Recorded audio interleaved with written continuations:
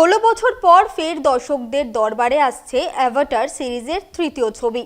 বছর শেষে চলতি মাসে বড় পর্দায় মুক্তি পাচ্ছে। পরিবেশ ও প্রকৃতিকে কেন্দ্র করে ভিজুয়াল চমক এবারও থাকছে।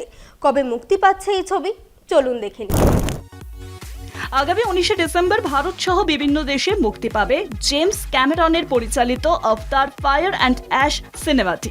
ইংরেজি, হিন্দি, তামিল, তেলেগু, কন্নড়, মালায়ালাম সহ বিভিন্ন ভাষায় মুক্তি পাবে।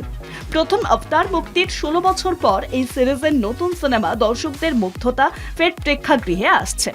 2009 সালে সিরিজের প্রথম সিনেমা অবতার বিশ্বব্যাপী $2.9 বিলিয়ন আয় করেছিল। 2002 সালে মুক্তি পায় সিরিজের দ্বিতীয় ছবি the way of water. The Hollywood রিপোর্টারের তথ্য মতে এটি করোনা পরবর্তী সময়েও প্রায় $2.3 বিলিয়ন আয় করে।